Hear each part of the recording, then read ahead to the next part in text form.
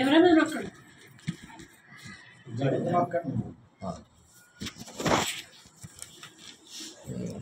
ప్రియ సంతానారా, ఈ సర్వ సృష్టికి జగత్తుకైన నా గురించి అనేక విధాలుగా నా కర్తవ్యాలకు అనేక రూపాలు కల్పించి రూపం లేనటువంటి నాకు రూపాలను చిత్రీకరణ చేశారు. పరమాత్మ నిరాకారుడైన ఆయన సృష్టించినట్టే రూపాన్ని చిత్రీకరణ చేసేసి రూపాన్ని ఆరాధిస్తూ నేను పరమాత్మను ఆరాధిస్తున్నాను అంటున్నారు. ఇదెక్కడది విడ్డూరం ఇది? ఆయన రూపమా? ఆయన రూపంతో ఉన్నాడా? నిరాకారుడు కదా. నిరాకారుడు రూపం ఎక్కడి నుంచి వచ్చింది ఆయనకి? అంటే నీలాంటి రూపాన్ని చిత్రీకరణ చేశారు. దేవుడు నీలాగా ఉన్నాడా? ఈ బైబిల్లో చెప్తాడు, నా వలే నా రూపమున నన్ను సృష్టించదును అంటే అక్కడ యోగ రూపం నన్ను రూపం క్లియర్గా అర్థమైపోతుంది. అలాగే రూపం కూడా పరమాత్మ నీ రూపం అలాగే ఉందా, దేవుడి రూపం కూడా అలాగే ఉందా? మరి సర్వశక్తివంతుడు, నిరాకారుడు, నిరంజనుడు, అవ్యక్త, అభుక్త, అసలి, జనన మరణ రహిత ఇవన్నీ చెప్పుకుంటున్నాం. నీ రూపం ఎక్కడ నీలాగా సృష్టించావయ్యా? దేవుడికి ఏ రైట్స్ చూపించారు సృష్టి రూపాన్ని? మరి దానికి అనుగుణంగా మనం కూడా ఆలోచన చేసేస్తున్నాం. పూజలు రూపం పెట్టుకుని పూజిస్తున్నాం. ఎందుకు పూజిస్తున్నాం? స్వార్థం.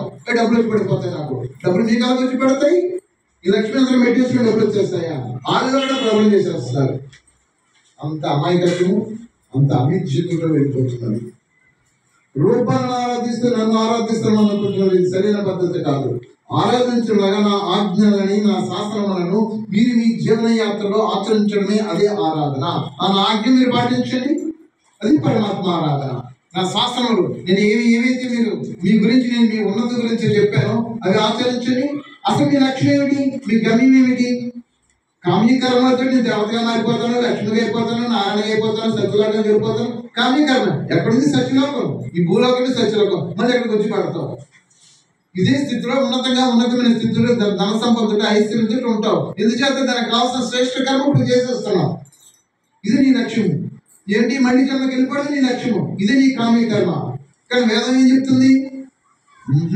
మోక్షం చెప్తుంది. మోక్షం అయిపోయిన తర్వాత మళ్ళీ మానవ జన్మకు వచ్చేస్తావు. మానవ జన్మ ఎలా జన్మకు వస్తావు? ఉన్నతమైన స్థితితో మానవ జన్మకు వచ్చేస్తావు. మరి నీకు మోక్షం ఏది? ఇక్కడ విడుదలయ్యేది ఇదే అయోమయ స్థితి. మీరు మీ జీవనయాత్రలో ఆచరించడమే అదే ఆరాధన.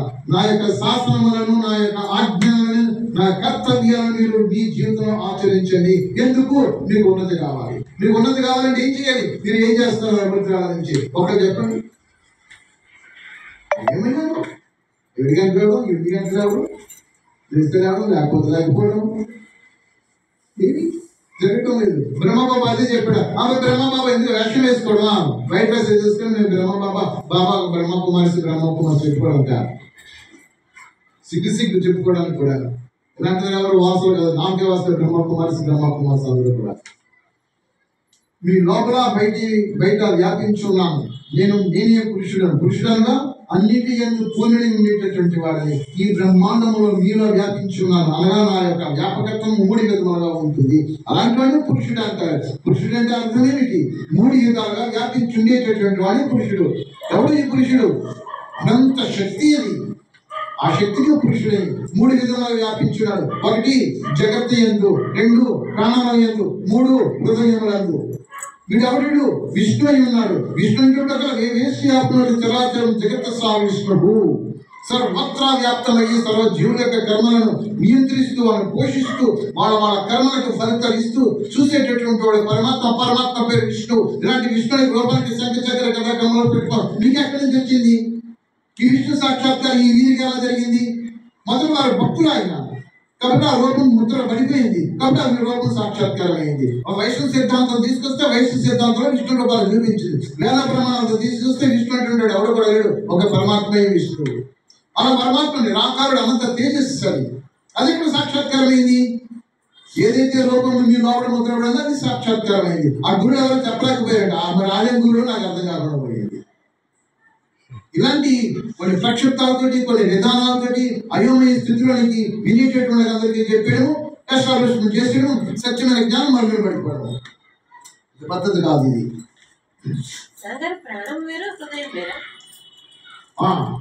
ప్రాణములు వేరమ్మా. ప్రాణములు జడము, హృదయము జడమే. హృదయం అనేది ఆకాశంతో పోల్చుతారు. హృదయాకాశం అంటారు. ఆకాశం అంటే శూన్యతత్వం అన్నమాట. ఆ శూన్యతత్వమే ఆకాశతత్వం. అదే హృదయ స్థానం. అది ఎక్కడ ఉంది? దానికి హృదయ స్థానం దీనే చూపిస్తాడు.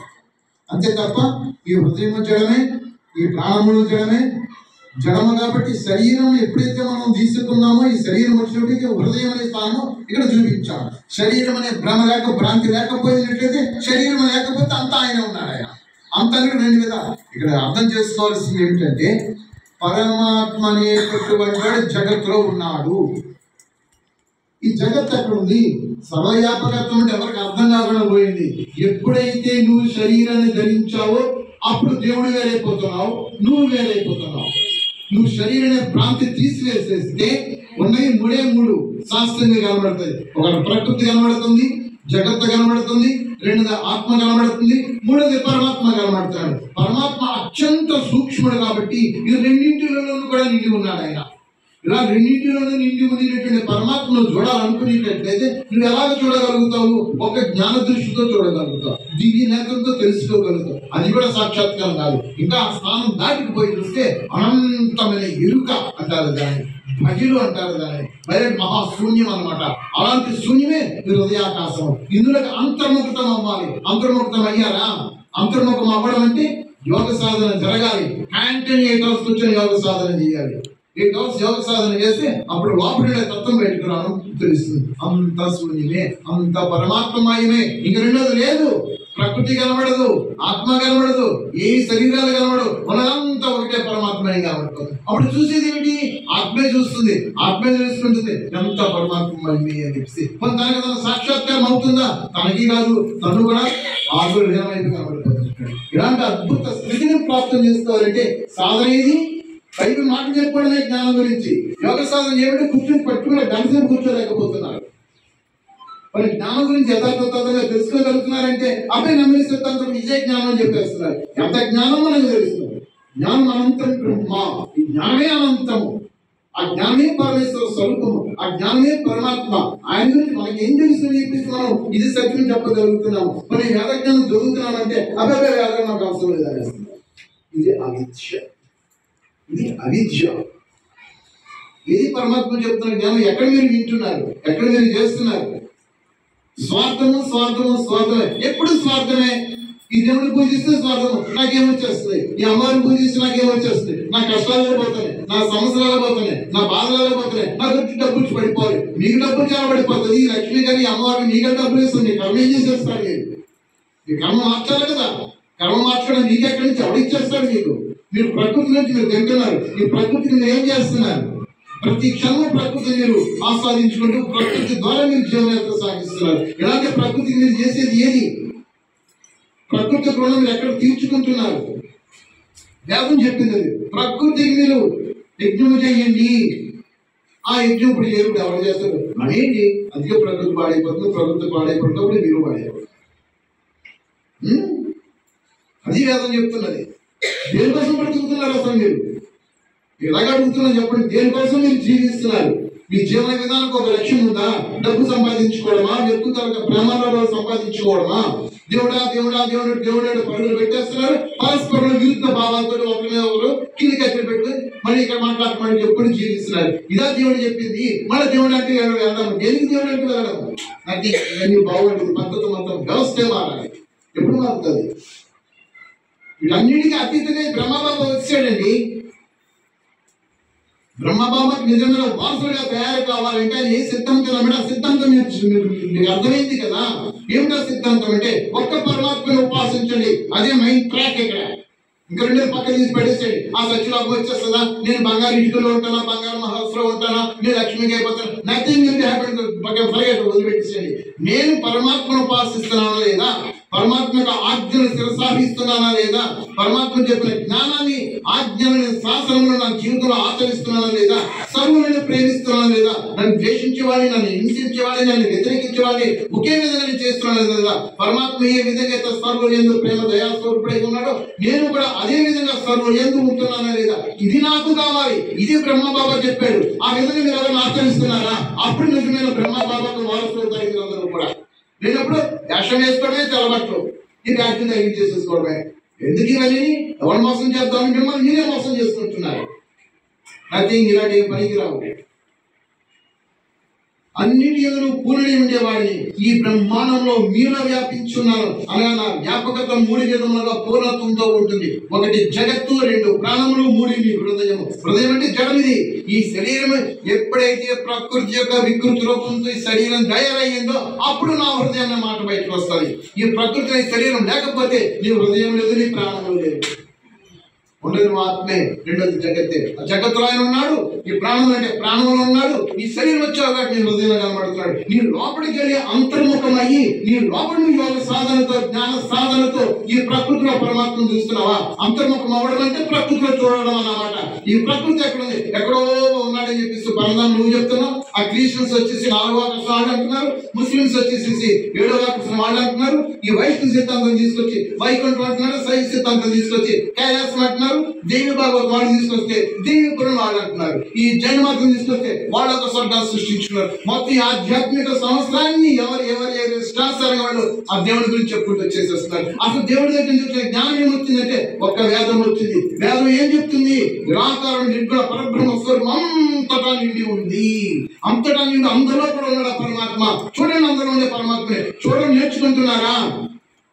అది కదా నేర్పుతున్నాడు పరమేశ్వరుడు. అది కదా బ్రహ్మబాబు చెప్పాడు, ఒక పరమాత్మని ఉపాసన. ఫస్ట్ ప్రైమ్ మినిస్టర్ చెప్పాడు ఆయన, పరమాత్మను ధ్యానించాడు అని చెప్పేసి. ఒక పరమాత్మని ఎంతమంది ఉపాసిస్తున్నారు ఇక్కడ చెప్పండి. అవే స్వార్థము. డబ్బులు కావాలి, నేను వ్యాపారం చేస్తున్నా, డబ్బు కావాలి. నేను నా పిల్లలు కావాలి, చదువులు కావాలి, వాళ్ళకి ఉద్యోగాలు వచ్చేయాలి, మా అమ్మాయికి పెళ్లి అయిపోవాలి. మీ కర్మలు ఏం చేసేస్తారు? ఎక్కడ పోతారు మీ కర్మలు? అవి ఏం చేస్తారు? కర్మలు మార్చండి మొదట. మీకు ఏమైనా మారాలనుకునేటట్లయితే ముందు కర్మను మార్చండి. కర్మ మారితే అన్నీ మారుతాయి.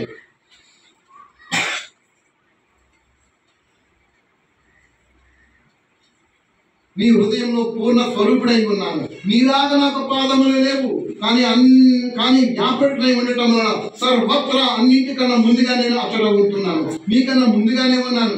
నాకు మీలాగా హస్తములు లేవు, కానీ నా శక్తి హస్తములుగా సమస్తాన్ని సృజిస్తూ గ్రహిస్తున్నాను. మీలాగా నాకు నేత్రములు లేవు. అపాని పాదో జగమో పశ్చు. నాకు కళ్ళు లేవురా అబ్బాయి. కళ్ళు లేకపోయినప్పటికీ నువ్వేం చేస్తున్నావు? ప్రత్యక్షంగా నేను చూస్తున్నాను. ఎందుచేత ఎక్కడ ఉన్నాను కాబట్టి నువ్వేం చేస్తున్నావు చూస్తున్నాను. నువ్వేం మాట్లాడుతున్నావు వింటున్నావు. స్వస్మృతి ఆకరణ. నాకు చెవులు లేవు, కానీ నేను మాట్లాడుతున్నాను వింటున్నాను. నాకు అంతఃకరణ లేదు నీలాగా. నీ మనసుతో ఆలోచిస్తాడు, నాకు ఆ ప్రసక్తే లేదు. అంతా నేనే. ఇలాంటి అంతా నేనైనటువంటి వాడు ఆ పరమేశ్వరుడు నీ హృదయంలో ఉన్నాడు, నీ బయట ఉన్నాడు, చుట్టూ ఉన్నాడు, అంతటా నిండి ఉన్నాడు. ఆ పరమేశ్వరుడు నా ఎదురుగా ఉన్నాడు, నా లోపల ఉన్నాడు అని భయపడి మీరు కర్మలు చేస్తున్నారా? చెయ్యండి. ఎందుకు చేస్తున్నారు? అసలు మీరు ఎందుకు జీవించారు? ఎందుకు జన్మించారు? మీ గత జన్మలలో కర్మలను ప్రక్షాళన చేసుకోవడానికి ఒకటి, రెండవది పురుషార్థం చేసుకుని ఉన్నత స్థితిని ప్రాప్తం చేసుకోవడానికి ఒకటి. ఈ 2 విధాలుగా మీరు జన్మించారు. ఈ రెండు కారణాలు. ఈ 2 కారణాలలోనూ మీరు గత జన్మల తాలూకా కర్మలని ప్రక్షాళన చేసేసుకుంటున్నారు. ఎలా చేసుకుంటున్నారు? మీరు సుఖ దుఃఖాల రూపంలో మీ కర్మను ప్రక్షాళన చేసుకుంటున్నారు. మళ్ళీ ఏం చేస్తున్నారు? మళ్ళీ రాబోయే జన్మకి మళ్ళీ చెడు శుభకర్మలు చేసేస్తున్నారు. మరి పురుషార్థం ఏది? ఉన్నత గతికి పురుషార్థం ఏది? నిష్కామ కర్మ ఏది? మళ్ళీ జీరో. అది ఆ స్థానం జీరో చేసేసుకుంటున్నారు. ఈ రెండోది ఏమిటంటే అశుభ కర్మలు. ఈ 2 కూడా కామీకర్మతో జరిగిపోతున్నవి. మళ్ళీ 2 జన్మలు తయారు చేసేస్తున్నారు. జన్మని 2 జన్మకి కావాల్సిన తల్లిదండ్రులు తయారు చేసేస్తున్నారు, అన్నదమ్ములు తయారు చేసేస్తున్నారు, భార్యను కూడా తయారు చేస్తున్నారు, బిడ్డను కూడా తయారు చేసేస్తున్నారు. ఎక్కడ తయారు చేస్తున్నారు? ఇక్కడే. అందుకన్నాడు, నువ్వు ఏ శుభాశుభ కర్మలు చేస్తున్నావో దానికి అవశ్యముగా వాటి ఫలితములు ఆ సమయం వచ్చినప్పుడు నేను ఇస్తాను అన్నాడు. ఇక్కడ సామవేదంలో 2వ కారణం దశ 2 మాత్రం చెప్పింది.